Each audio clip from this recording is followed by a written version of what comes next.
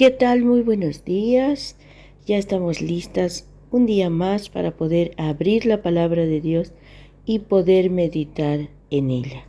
Nos encontramos a 30 de octubre y un día más y se nos va el mes de octubre. Qué rápido pasa el tiempo, ¿verdad? Vamos a comenzar la matinal de hoy que lleva por título Era ciego y ahora veo. El texto bíblico se encuentra en Juan 9:31. Y sabemos que Dios no oye a los pecadores, pero si alguno es temeroso de Dios y hace su voluntad, a ese oye. Los gobernantes del templo no pudieron invalidar el milagro de sanidad del hombre ciego en la entrevista con los padres.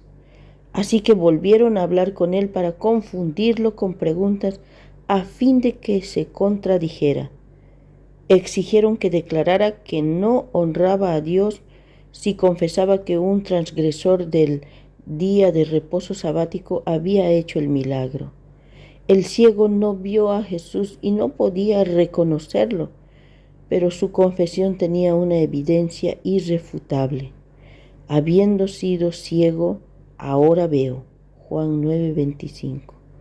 Su valiente defensa desenmascaró la ignorancia y la ceguera elegida por los judíos. No había virtud alguna en el lodo preparado por Jesús, ni en el estanque de Siloé, aunque los judíos creían que había propiedades curativas en la saliva.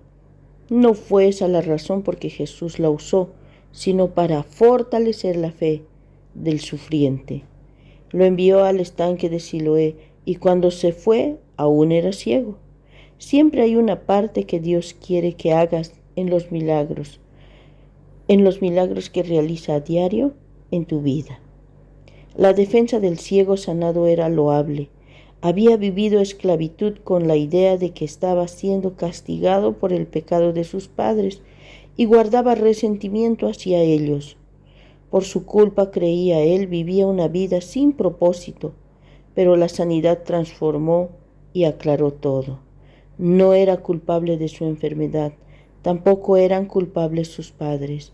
Dios había contestado y esto acabó con la farsa que había vivido. Dios sí oye a los pecadores.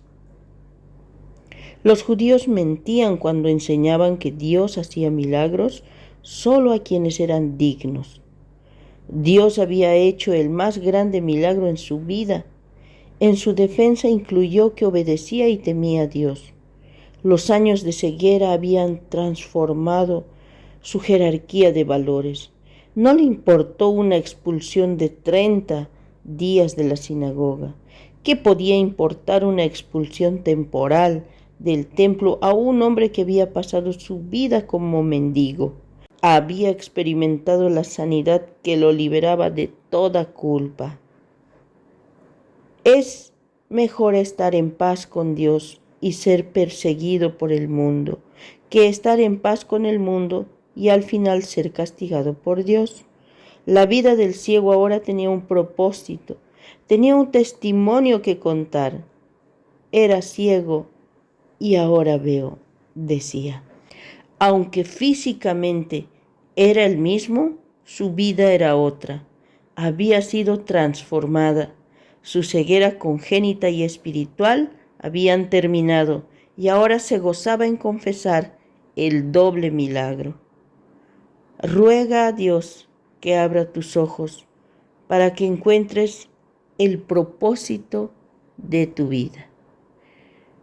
Con estas palabras hemos meditado la matinal del día de hoy. Espero que tengas un lindo día y que el Señor te bendiga.